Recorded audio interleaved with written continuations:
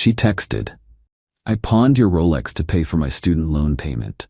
You can buy another one. The watch my deceased father left me." I replied, "Thanks for letting me know." Then I filed a police report for grand theft. When the detectives arrested her at her mother's birthday dinner. Original post: I, 35 male, got the text at 11:23 a.m. on a Thursday while I was in a meeting. My girlfriend Natalie, 32, and I had been together for 2.5 years, living together for the last 8 months in my condo. The full text read, "Hey babe, just FYI, I pawned that old Rolex from your dresser to make my student loan payment. Was gonna default otherwise. You make good money, you can just buy another one. Love you." I stared at my phone, read it 3 times.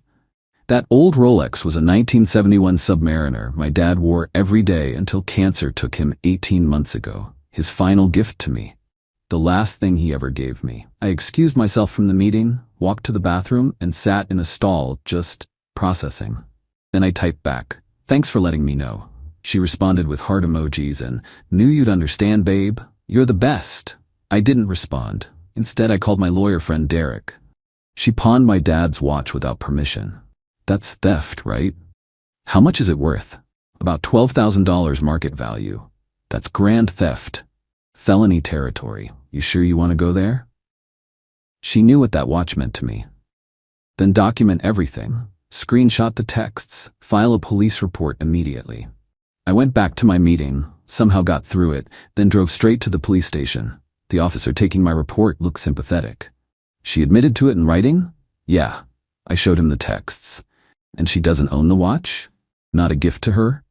"Never. It was my father's. She knew exactly what it was." "We'll assign a detective. With that value and her confession, this should be straightforward." That evening, Natalie came home like nothing happened. Kissed me hello, started talking about weekend plans.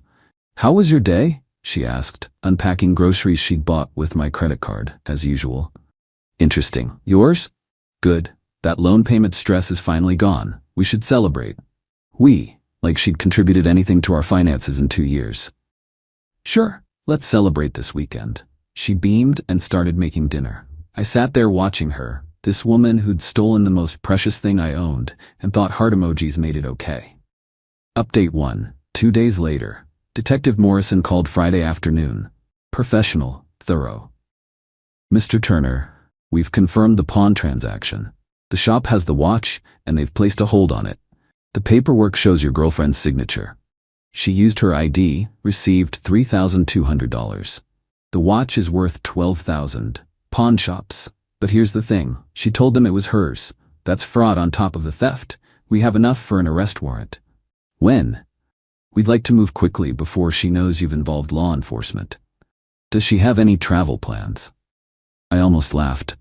"Actually, her mother's 60th birthday dinner is tomorrow night. Big family thing at Rosewood Restaurant." There was a pause. "That would certainly ensure she's located. 7 p.m., reservation under her mother's name, Gloria Hutchins. We'll handle it discreetly, Mr. Turner." That night, Natalie modeled the dress she'd bought for the dinner. With my credit card, naturally. "How do I look?" "Beautiful," I said honestly. She did. Beautiful, entitled, and completely oblivious. "You're still coming, right? Mom really wants you there. Wouldn't miss it." Saturday, I got ready normally. Natalie fussed over her hair, her makeup, everything perfect for Mommy's big day. We drove separately. I claimed a work call might run late. I arrived at 7:15. The family was all there. Gloria, Natalie's sister Bethany, her brother Anthony, aunts, uncles, cousins. About 20 people at a long table. Natalie waved me over, patting the seat next to her. "You made it. Told you I would." The appetizers had just arrived when I saw Detective Morrison and a female officer enter the restaurant. They spoke briefly to the host, who pointed toward our table. Natalie was laughing at something Anthony said when they approached. "Natalie Hutchins?" She looked up confused. "Yes? I'm Detective Morrison. You're under arrest for grand theft and fraud. Please stand up." The table went silent. Forks stopped moving. Gloria's mouth fell open. "What? This is a joke, right?" Natalie looked at me. "Babe, what's happening?" "You stole my father's watch," I said quietly. "You pawned it without permission." But I told you." "You said you understood." I said thanks for letting me know. Then I filed a police report. Detective Morrison had her stand. Ma'am, please put your hands behind your back. Are you serious right now? Over a watch? Babe, tell them to stop. That watch was my father's. You knew what it meant to me. The cuffs clicked. The entire restaurant was staring. Gloria stood up, shaking. What is happening? Someone explain. Your daughter stole a $12,000 watch from me and pawned it, I said. She confessed via text. Bethany gasped. Natalie, you didn't? It was just sitting there. He never wore it. I needed the money. You needed the money? I stood up. You haven't paid a single bill in 2.5 years. I cover your car payment, insurance, food, shopping, everything, and you steal the one thing I can't replace? Anthony looked disgusted. Jesus, Nat. As they let her out, Natalie turned back, tears streaming. I can't believe you're doing this to me. At my mother's birthday. I can't believe you stole my dead father's watch and thought it was fine. Gloria approached me, trembling. Surely we can work this out without this scene. She committed a felony, Gloria. She confessed to it. There's nothing to work out. But pressing charges? She's your girlfriend. Was. She was my girlfriend until she decided my father's memory was worth $3,000 to her. I left. The last thing I heard was Bethany saying, I told you she was getting too comfortable with his money. Update 2. The aftermath begins. Natalie got released on bail Sunday morning. Gloria paid the $5,000. I knew because Natalie showed up at my condo at noon, Gloria and Anthony in tow. I watched them through my Ring camera. Natalie tried her key. Didn't work. I'd changed the lock Saturday night. She knocked, then pounded. Tyler, open this door right now, I answered through the speaker. You need to leave. I live here. No, you crash here rent-free. Your name's not on the deed or any lease. You're trespassing. Gloria stepped forward. Tyler, please, let's discuss this like adults. Your adult daughter stole from me. We can discuss it through lawyers. Anthony, surprisingly, pulled at his mom's arm. Let's go. He's right. You're seriously taking his side? Natalie shrieked at her brother. You stole a $12,000 watch, Nat. What did you expect? It's just a watch. That's when I opened the door, still chained. It was my father's watch. The man who taught me to ride a bike, who worked 3 jobs to put me through college, who held my hand while he died. That watch was on his wrist for 40 years. But sure, just a watch. Natalie actually rolled her eyes. God, so dramatic. Your dad's gone, Tyler. He doesn't need it anymore. Even Gloria gasped at that. Anthony closed his eyes like he was in physical pain. Wow. I said, thank you for confirming I made the right choice. Your stuff is in boxes in the storage unit downstairs. Unit 12. Here's the key. I tossed it through the gap. Take it and don't come back. You can't just throw me out. I can, and I am. You have 1 hour to get your things. Gloria tried once more. If we pay you back for the watch, it's not about money. She took something irreplaceable and pawned it like garbage. Then had the audacity to tell me to just buy another one. We're done here. Natalie was full on crying now. Where am I supposed to go? Not my problem anymore. I closed the door. Update 3, Monday morning escalation. Monday, 8 a.m., I got a call from my credit card company. Mr. Turner, we're calling about several unusual charges on your account. My stomach dropped. How many? Approximately $4,300 in the last 48 hours. High-end retailers, electronics, jewelry stores. Of course. Natalie still had my credit card number memorized. Cancel the card immediately. Those are fraudulent. We'll send you the dispute forms. I screenshot every transaction. Then I called Detective Morrison. She's adding credit card fraud to her charges? Appears so. Email me the evidence. Then came the social media campaign. Natalie posted a sob story about her abusive ex who had her arrested for borrowing something and was now making her homeless. She claimed I was controlling, manipulative, that I'd isolated her from friends and family. Her friends ate it up. My Instagram and Facebook inboxes filled with messages calling me heartless, abusive, pathetic. Someone found my LinkedIn and messaged my company saying they employed an abuser. I didn't respond to any of it. Instead, I posted one thing. Since there seems to be confusion, my ex-girlfriend stole my deceased father's Rolex and pawned it without permission. When confronted, she said I should just buy another one. I filed a police report for grand theft. She's now also committed credit card fraud. I have receipts for everything. I attached her original text and the pawn shop receipt. The tide turned quickly. Half her friends deleted their messages. Others doubled down, saying I was cruel for involving police. Then Bethany commented, "Natalie, just stop. You know what you did was wrong. Mom and Dad have been enabling you for years, and now you're facing consequences. Tyler, I'm sorry about your father's watch." Natalie called from Gloria's phone an hour later, screaming, "How dare you turn my family against me?" "I didn't. You did that yourself. Bethany is supposed to support me.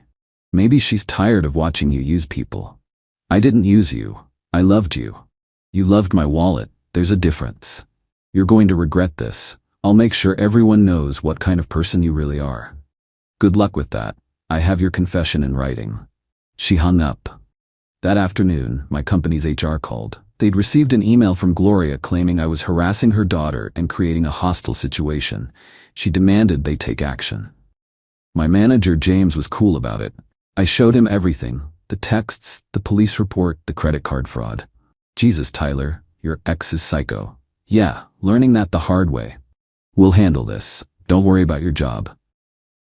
Update 4. The courtroom drama. 2 months later, we're in court for the preliminary hearing. Natalie showed up in a conservative suit, trying to look innocent. Gloria, Bethany, and Anthony were there. I noticed Natalie's dad, Robert, wasn't. Turned out he was done with her drama. The prosecutor laid out the case: the text confession, the pawn shop records, the credit card fraud. Natalie's lawyer, some overworked public defender, tried arguing it was a misunderstanding between romantic partners. The judge actually laughed. "Counselor, she literally texted him that she took and pawned his property. Where's the misunderstanding? My client believed she had implicit permission." "Did she ask?" "No, Your Honor, but..." "Then she didn't have permission." This proceeds to trial. During a recess, Gloria cornered me in the hallway. "Please, Tyler, she's facing prison time. Felony charges will ruin her life." She ruined it herself. She's getting help, therapy. She knows she was wrong. No, she knows she got caught. Robert appeared from nowhere. I hadn't seen him enter. "Gloria, stop.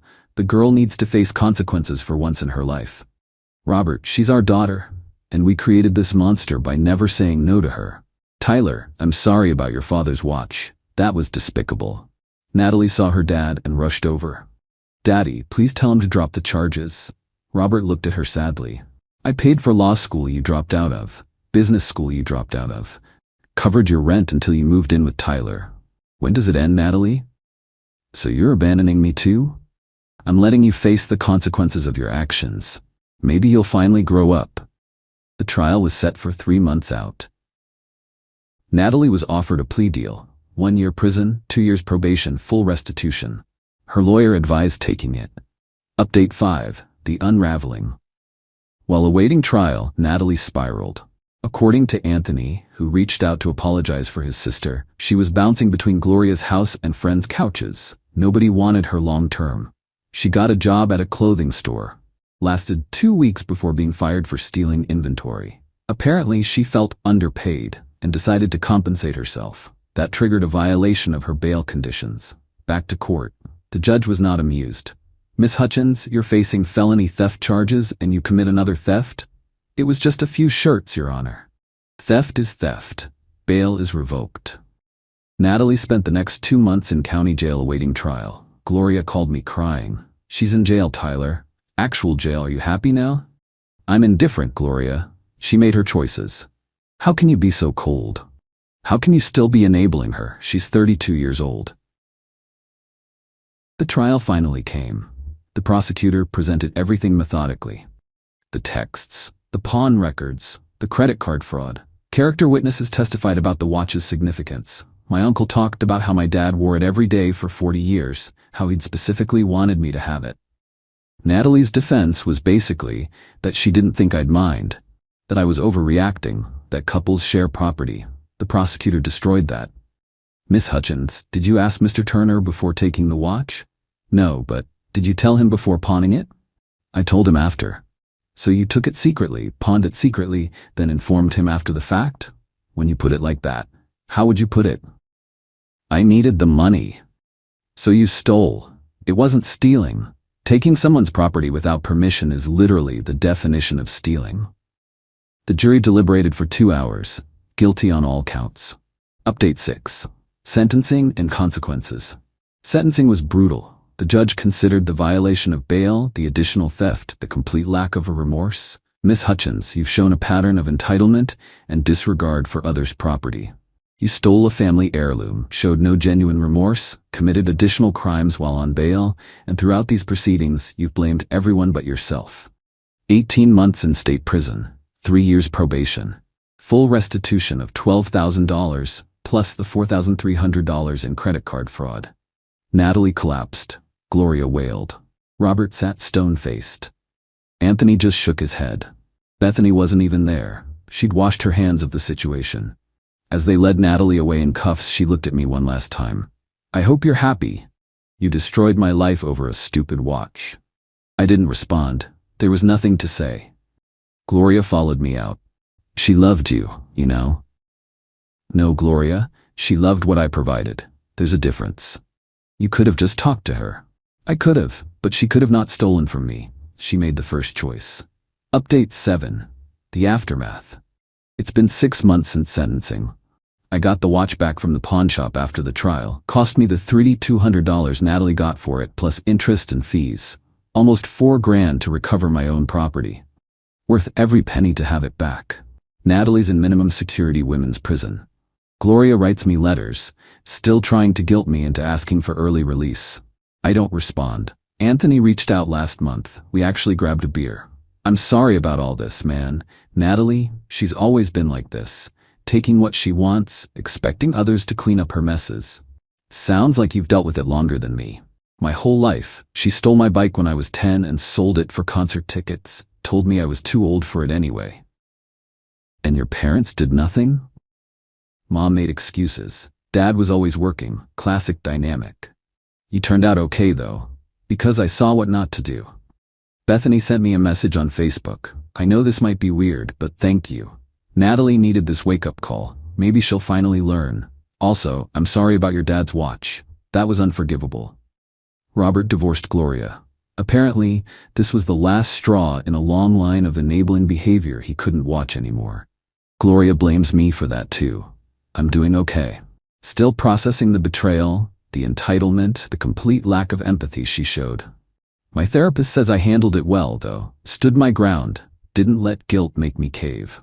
Started dating someone new, Rachel. She actually gasped when I told her the story.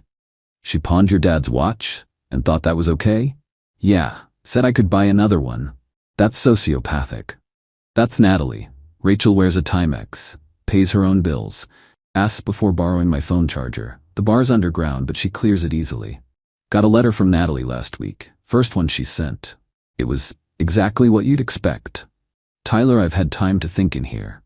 What you did was wrong. Yes, I shouldn't have taken the watch without asking, but involving the police, sending me to prison, that was too far.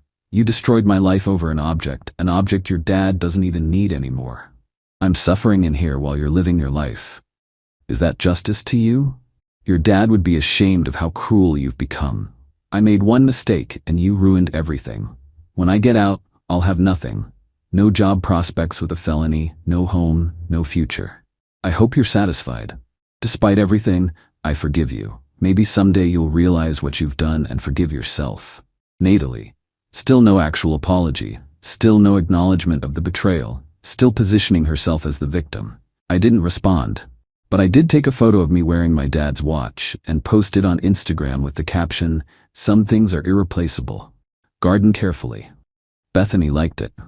Anthony commented, "Your dad would be proud of you for standing up for yourself." He's right. Dad always said I was too much of a pushover, too willing to let people walk over me. Well, not anymore. The watch sits in a safety deposit box now when I'm not wearing it for special occasions. Every time I look at it, I remember my dad. And I remember the lesson Natalie inadvertently taught me. When someone shows you who they are through their actions, believe them. When someone steals from you and says you can just buy another one, they're telling you everything you need to know about their character. Final update. It's been a year since the arrest. Natalie got out last month. Early release for good behavior. She served 8 months. Gloria immediately started a campaign to get me to hire Natalie, give her money, help her get back on her feet. I blocked her on everything. Then Natalie showed up at my office building. Security called me. "There's a Natalie Hutchins here, says she needs to speak with you urgently. Tell her if she doesn't leave immediately, I'll call the police for violation of probation. She's not allowed to contact me." She left, but not before telling security I was heartless and had ruined an innocent woman's life. Anthony texted me that night. "She's staying with Mom." Already complaining about having to follow probation rules. Some people never learn. Last week I found out through Bethany that Natalie got arrested again. She stole money from her probation-mandated job at a restaurant. Apparently felt she deserved more than minimum wage, so she helped herself to the till. She's going back to prison. Longer this time. Probation violation plus new charges. Gloria called from a blocked number, hysterical. "This is your fault. If you hadn't started this, she wouldn't be in this situation." Gloria, she stole from me, then stole while on bail, then stole while on probation. That's a pattern, not a mistake. She was desperate.